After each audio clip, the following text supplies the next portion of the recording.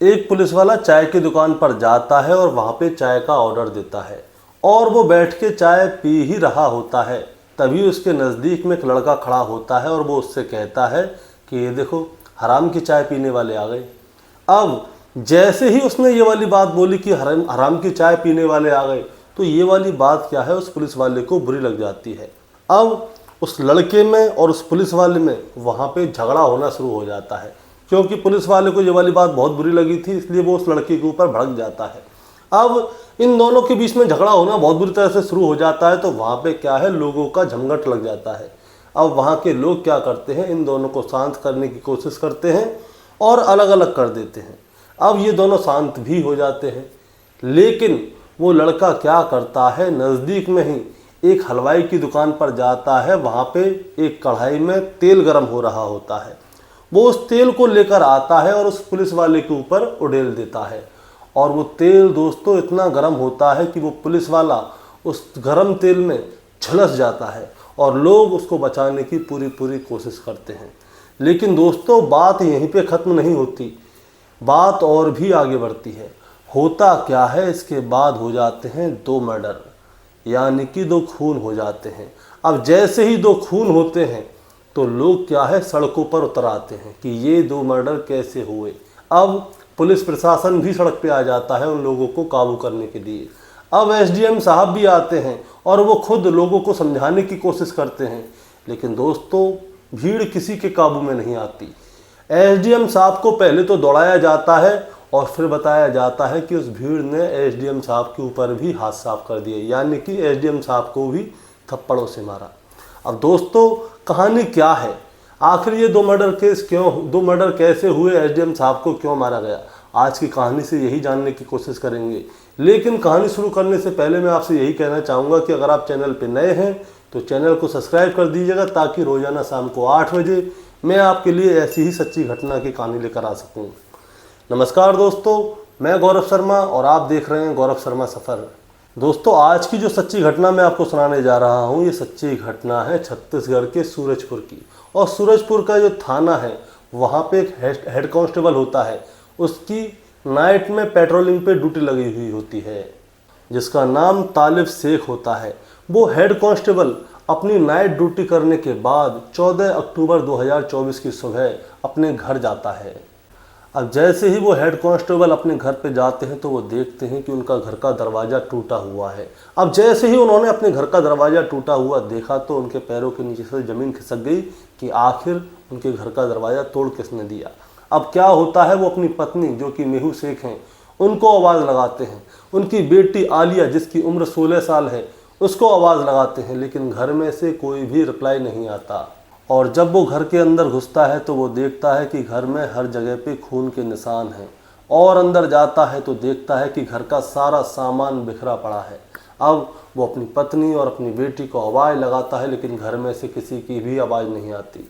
अब वो क्या करता है, अपने जो ऊंचे अधिकारी होते हैं उनको फ़ोन करता है और बताता है कि सर, मेरे घर में मेरी बेटी और मेरी पत्नी गायब हैं और मेरे घर में खून के निशान हैं पूरे में। मैं जैसे ही ड्यूटी करके आया तो मैंने देखा कि मेरे घर का दरवाज़ा टूटा हुआ है।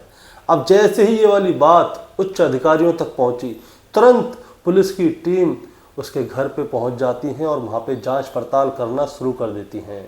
अब दोस्तों, जैसे ही पुलिस इस हेड कांस्टेबल के घर पे आती है तो शहर में हल्ला हो जाता है कि एक हेड कांस्टेबल जो कि अपनी नाइट ड्यूटी करके अपने घर पे आता है और वो देखता है कि उसके घर का दरवाज़ा टूटा हुआ है और उसकी पत्नी और बेटी घर में नहीं है और पूरे घर में खून के निशान हैं और पूरे घर का सामान बिखरा पड़ा है। तो दोस्तों, पूरे शहर के लोग क्या होता है, इसके घर की ओर उमड़ने लगते हैं और वो भी ढूंढने में इसकी मदद करते हैं कि आखिर यहाँ से उसकी पत्नी और बेटी कहाँ गई। तो थोड़ी देर बाद ही पता चलता है कि इसके घर से लगभग 5 किलोमीटर दूर एक जगह लगती है, जूलपीड़ा मार्ग। वहाँ पे पता चलता है कि जूलपीड़ा मार्ग पे जंगल में, खेतों में, नहर के किनारे 2 लाशें पड़ी हुई हैं जो कि अर्धनग्न अवस्था में हैं। अब जैसे ही लोगों को इन लाशों के बारे में पता चलता है तो वहाँ पे लोग देखने के लिए जाते हैं। तो पता चलता है कि ये लाश जो है वो तालिब शेख की बीवी, जिसका नाम मेहू शेख है, और उसकी जो लड़की है जिसकी उम्र 16 साल है, जिसका नाम आलिया है, उसकी है। ये दोनों लाशें उसकी पत्नी और उसकी बेटी की ही थीं। अब दोस्तों, जैसे ही ये दो लाशें वहाँ पे देखने के लिए मिलती हैं तो क्या होता है, उस शहर की पब्लिक जो है रोड पर उतर आती है और रोड पर उतर के हंगामा करना शुरू कर देती है। अब जैसे ही पब्लिक सूरजपुर में हंगामा कर रही होती है तभी एक नाम निकल के आता है। इसका नाम होता है कुलदीप साहू। अब कुलदीप साहू का नाम जैसे ही निकल के आता है तो दोस्तों क्या होता है, जो लोग होते हैं वो कुलदीप साहू के घर पे पहुंच जाते हैं और उसके घर में तोड़ फोड़ करना शुरू कर देते हैं। हालांकि उससे पहले ही पुलिस वहां पे पहुंच गई थी और उसके परिवार के लोगों को वहां से सेफ निकाल दिया था।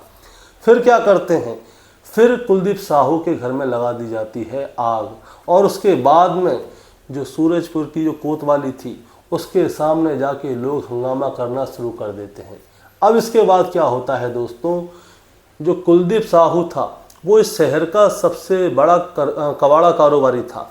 अब लोगों की भीड़ उसके जो शहर का सबसे बड़ा गोदाम था कबाड़े का, वहाँ पे निकल जाती है उसकी ओर और आसपास में जितनी भी गाड़ियाँ होती हैं, कबाड़ा होता है, उन सब में आग लगा देती हैं। अब दोस्तों, शहर में कई जगह आगजनी हो गई थी और लोग क्या है हंगामा कर रहे थे। अब क्या होता है, पुलिस वहाँ पे उन लोगों को कंट्रोल करने के लिए आती है और इसी बीच वहाँ पे एसडीएम साहब भी आते हैं और लोगों को समझाते हैं कि जो पुलिस कांस्टेबल की पत्नी और बच्चे की हत्या की है, जिसने भी की है, उसको जल्द से जल्द अरेस्ट करेंगे और जल्द से जल्द सख्त से सख्त सज़ा दिलाएंगे। लेकिन दोस्तों, वहाँ की जो पब्लिक होती है वो एसडीएम साहब की बातों से संतुष्ट नहीं होती और वहाँ की पब्लिक और भी ज़्यादा गुस्सा हो जाती है। तो वो लोग क्या करते हैं, वो कहते हैं कि ये जो एसडीएम है इसको पकड़ो, इसको पकड़ के मारो, इसको भी सबक सिखाओ। तो होता क्या है, मीडिया रिपोर्ट्स के अनुसार बताया जा रहा है कि उस भीड़ में से कुछ लोगों ने एसडीएम साहब के ऊपर भी हाथ साफ कर दिए थे। एसडीएम साहब का नाम होता है जगन्नाथ वर्मा। अब जगन्नाथ वर्मा जी के ऊपर जब पब्लिक हावी हो रही होती है तभी क्या होता है, एक पुलिस वाला होता है, वो तुरंत सक्रिय हो जाता है और जगन्नाथ वर्मा जी के हाथ को पकड़ के तुरंत भीड़ में से निकाल के वहाँ से ले जाता है ताकि भीड़ का गुस्सा एसडीएम साहब के ऊपर ना निकल पाए। अब दोस्तों, जिले में शोर हो रहा होता है, लेकिन क्या होता है, इसी बीच पुलिस इस मामले की जांच पड़ताल करती है तो पता चलता है कि अभी एक रात पहले, यानी कि ये घटना जो थी 14 अक्टूबर 2024 की और उससे एक रात पहले यानी कि 13 अक्टूबर 2024 की शाम की बात। अब मैं आपको बताता हूं दोस्तों, 13 अक्टूबर 2024 की शाम को क्या होता है। दरअसल दुर्गा माता की मूर्ति का विसर्जन होने वाला होता है तो मेला लग रहा होता है। तो होता क्या है, वहाँ पे एक कांस्टेबल होते हैं, उनकी ड्यूटी लगी हुई होती है, इनका नाम होता है घनश्याम सोनपानी। अब होता क्या है, वो ड्यूटी वहाँ पे कर रहे होते हैं तो वो एक दुकान पे चाय का ऑर्डर देते हैं और वहाँ पे बैठते हैं और पीने ही वाले होते हैं। लेकिन तभी वहाँ पे कुलदीप साहू आ जाता है और वो कहता है कि हराम की चाय पीने के लिए यहाँ पे आ जाते हैं। अब होता क्या है, जैसे ही कुलदीप साहू उनसे कहता है कि हराम की चाय पीने के लिए आ जाते हैं तो होता क्या है, जो कांस्टेबल होते हैं उनको ये वाली बात बुरी लग जाती है और इन दोनों के बीच में हाथापाई शुरू हो जाती है। अब वहाँ पे जो लोग होते हैं वो आके जो सोनपानी साहब होते हैं उन्हें और कुलदीप साहू को, इनको अलग करते हैं, शांत करते हैं। लेकिन अचानक से क्या होता है, जो कुलदीप साहू होता है वो बगल में ही एक हलवाई की दुकान होती है, वहाँ पे एक कढ़ाई में तेल खोल रहा होता है। उस तेल को लेकर घनश्याम सोनपानी के ऊपर लाके उड़ेल देता है। तेल इतना ज़्यादा गर्म होता है कि घनश्याम सोनपानी जो है वो झुलस जाते हैं। अब उनको आनन फानन में जो यहाँ पे अंबिका एक कॉलेज है, मेडिकल कॉलेज, उसमें ले जाकर उनका उपचार किया जाता है। और अब दोस्तों, जैसे ही इस बात की खबर पुलिस को पता चलती है तो पुलिस क्या करती है, तुरंत ही एक टीम बनाती है जो कि कुलदीप साहू को सर्च करे और उसको गिरफ्तार कर ले। और इसी टीम का एक हिस्सा होता है जिनका नाम होता है तालिब शेख। तालिब शेख भी इसी टीम का हिस्सा होता है जो कि कुलदीप साहू को ढूंढ रहे थे, जो कि इसे जल्द से जल्द गिरफ्तार करें और उसे जेल भेज दें। और अब दोस्तों, एक तरफ तो टीम को गठित किया जा रहा था ताकि कुलदीप साहू को गिरफ्तार किया जा सके, और दूसरी तरफ क्या होता है दोस्तों, मीडिया रिपोर्ट्स के अकॉर्डिंग क्या कहा जा रहा है, जो कुलदीप साहू था वो तालिब शेख के घर पे जाता है अपने साथियों के साथ में, और उसके घर पे उस समय पे उसकी पत्नी और उसकी बेटी होती हैं। उनके ऊपर या तो तलवार से या किसी धारदार हथियार से हमला कर देता है। अब बताया जाता है कि जो तालिब शेख थे, उनकी पत्नी और उनकी बेटी ने अपनी जान बचाने की बहुत कोशिश की, लेकिन वो अपने आप को बचा नहीं पाई। अब जैसे ही तालिब शेख अपनी नाइट ड्यूटी ख़त्म करने के बाद सुबह अपने घर पे जाते हैं तो उन्हें पता चलता है कि उनकी पत्नी और उनकी बेटी की हत्या कर दी है। अब जैसे ही इन माँ बेटी की हत्या के बारे में शहर में पता चलता है तो शहर में लोगों को बहुत ज़्यादा गुस्सा आ जाती है और वो कुलदीप साहू के घर पे जाके तोड़फोड़ करना शुरू कर देते हैं। अब दोस्तों, कुलदीप साहू कौन है, मैं आपको इसके बारे में बताना चाहूँगा। दरअसल जो कुलदीप साहू है वो सूरजपुर का सबसे बड़ा कबाड़ी व्यापारी है। और जैसे कि फिल्टर प्लांट, वाटर बॉक्स, इन जगह से क्या हो रहा था, और भी सरकारी संपत्तियां थीं, वहां से बहुत सारी चीज़ें चोरी हो रही थीं। अब चीज़ें चोरी हो रही थीं तो कुलदीप साहू क्या था, इन सारी चीज़ों को खरीद लिया करता था। अब इसके बारे में नगर पालिका को पता चल जाता है कि कुलदीप साहू कबाड़े में सरकारी सामान को खरीद रहा है। तो नगर पालिका जो है एक प्रस्ताव जारी करती है जिसमें कि ये लिखा होता है कि अगर कुलदीप साहू शहर के अंदर रहा तो ये ऐसे ही चोरी की वारदात होती रहेंगी, इसीलिए इसको शहर से बाहर कर दिया जाए और ये आगे से इस शहर में देखना भी नहीं चाहिए। और अब दोस्तों, नगर पालिका इस प्रस्ताव को पास भी करवा लेती है और फाइनल होता है कि अगले 1 साल तक कुलदीप साहू सूरजपुर और इसके आसपास के जितने भी ज़िले हैं इनमें दिखना भी नहीं चाहिए। दोस्तों, आसपास के ज़िलों तक में कुलदीप साहू को आने के लिए पाबंदी लग गई थी। अगर वो यहाँ पे कभी दिखाई भी देता है तो उसके ऊपर कानूनी कार्रवाई की जाएगी, ये तय हो चुका था। अब दोस्तों, कुलदीप साहू की शहर के अंदर एंट्री बंद हो चुकी थी। अब क्या होता है, इसका एक बड़ा भाई होता है संदीप साहू। अभी थोड़े दिन पहले क्या होता है, एक शहनाज अख्तर का जगराता कार्यक्रम चल रहा होता है और वहाँ पे संदीप साहू शहनाज अख्तर का कार्यक्रम देखने के लिए जाता है। हालांकि दोस्तों, जो संदीप साहू था उसका क्रिमिनल रिकॉर्ड बिल्कुल क्लियर था, वो साफ़ सुथरा था, उसके ऊपर कोई भी कैसा भी कोई आरोप नहीं था और वो प्रोग्राम देखने के लिए गया था। लेकिन जो कुलदीप साहू था उसके ऊपर बहुत सारे क्रिमिनल रिकॉर्ड थे और वो आदतन अपराधी था, यानी कि उसको क्या है, अपराध करने में मज़ा आता था। अब होता क्या है, अब संदीप साहू जो है जगराता देखने के लिए जाता है। अब वहाँ पे 2 पक्षों में किसी वजह से लड़ाई हो जाती है। अब लड़ाई हो जाती है तो उसके बाद क्या होता है, वहाँ पे जो होते हैं, जो कार्यकर्ता होते हैं उस प्रोग्राम के, वो संदीप साहू को पकड़ के पिटवाना शुरू कर देते हैं और पुलिस उसे उठाकर ले जाती है। अब पुलिस उसे उठाकर ले जाती है तो उसे बुरी तरह से मारती हैं, पीटते हैं और ये वाली खबर आखिर में कुलदीप साहू तक पहुंच जाती है। अब दोस्तों, कुलदीप क्या करता है, अपने ही स्तर से ये जांच पड़ताल करवाता है कि उसके बड़े भाई को पीटा तो पीटा किसने। अब उसमें घनश्याम और तालिब शेख, इन 2 लोगों का नाम आता है कि इन दोनों पुलिस वालों ने उसके भाई को पीटा था। अब क्या होता है, वो इनसे बदला लेने के लिए बोलता है कि इन दोनों से मैं बदला लूँगा।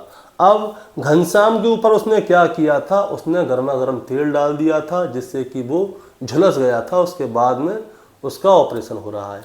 इसके बाद में एक टीम गठित की जाती है जिसमें कि तालिब शेख होता है।